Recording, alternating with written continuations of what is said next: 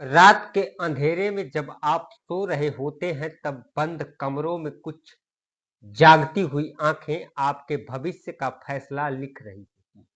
ये किसी फिल्म की स्क्रिप्ट नहीं है। ये वो हकीकत है जिसका पहला प्रयोग महाराष्ट्र में सफल हो चुका था। एक ऐसा मॉडल जिसमें चुनाव जीता नहीं जाता, चुराया जाता है। महाराष्ट्र की सफलता के बाद उस खतरनाक लैब में अगला एक्सपेरिमेंट तैयार हुआ। टारगेट था बिहार।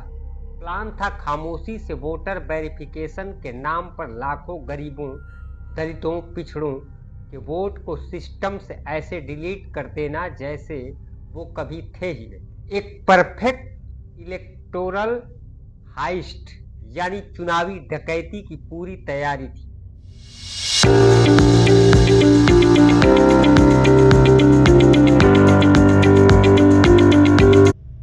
लेकिन कहानी में एक ट्विस्ट था। चोरों को लगा कि घर खाली है, पर उन्हें पता नहीं था कि बिहार की जनता जाग रही थी। वो एक बात भूल गए थे कि ये बिहार है। यहाँ सियासत की आहट हवाओं से पहले लोगों के दिलों तक पहुंच जाती है। और फिर हुआ उस गुप्त ऑपरेशन का पर्दाफाश।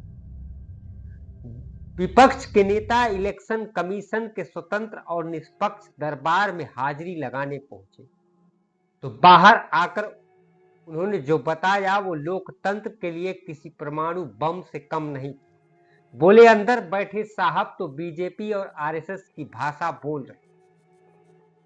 मतलब चोरी पकड़ी गई। वो संस्था जिस पर लोकतंत्र की रखवाली का जिम्मा है, वही चोरों के साथ चाय बिस्किट खा रही थी। सरकार और आयोग को लगा था कि बिहार बंद का ऐलान सिर्फ एक गीदड़ भभकी होगा। उन्होंने सारे घोड़े खोल दिए, पूरी पुलिस फोर्स उतार दी, गोदी मीडिया की प्रोपेगेंडा मशीनरी को 24x7 चालू कर दिया। लेकिन 9 जुलाई की सुबह ने दिल्ली की सल्तनत को बता दिया कि उन्होंने गलत मिट्टी से पंगा ले लिया है।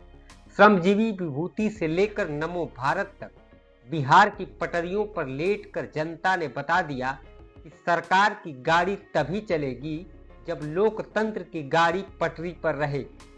लेकिन इस पूरे आंदोलन का पोस्टर बॉय कोई नेता नहीं बना। हीरो बनकर उभरे वैशाली के ये बाबा। इन्हें देखिए, न महंगी गाड़ी न डिजाइनर कुर्ता, सिर्फ एक धोती, सिर पर गमछा और पीछे लोकतंत्र की रक्षा के लिए खड़ी उनकी भैंसों की स्पेशल फोर्स। इस एक तस्वीर ने बीजेपी के हजारों करोड़ के आईटी सेल को हैंग कर दिया। ये तस्वीर कह रही थी कि तुम्हारी पुलिस, तुम्हारी लाठी, तुम्हारी प्रोपेगेंडा सब हमारी भैंसों के आगे पानी भरता है।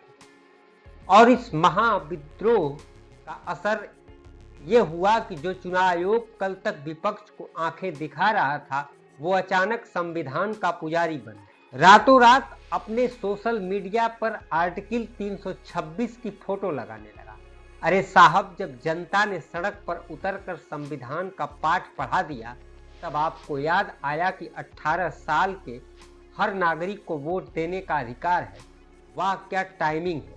ये तो वही बात हो गई। चोरी करते पकड़े गए तो कहने लगे कि हम तो बस घर की रखवाली कर रहे।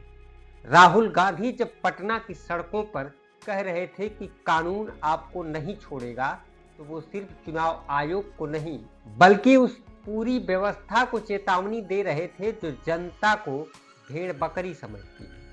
आयोग के दफ्तर से 150 मीटर पहले उन्हें रोककर आयोग ने खुद मान लिया कि वो नजरें मिलाने की हिम्मत खो चुका है। वो जानते हैं कि उन्होंने महाराष्ट्र में जो किया था, बिहार में उसका भंडाफोड़ हो चुका है। उनका बिहार मॉडल लॉन्च होने से पहले ही क्रैश हो गया। अब बीजेपी के लिए मुश्किल ये है कि वो जवाब किसका दे, चुनाव आयोग के कुकर्मों का या अपनी ही साजिश का, क्योंकि माहौल बन चुका है। दलितों और पिछड़ों के बीच ये संदेश घर कर गया है कि कोई है जो उनकी सबसे बड़ी ताकत, उनका वोट, उनसे छीनना चाहता है। दिल्ली में बैठे रणनीतिकार अपनी डायरी में एक बात सुनहरे अक्षरों में लिख ले, आप कोई भी मॉडल बना सकते हो, कोई भी साजिश रच सकते हो, लेकिन जब आप बिहार आते हैं तो सारे मॉडल सारी किताबें फेल हो जाती हैं, क्योंकि ये है बिहार। नमस्कार।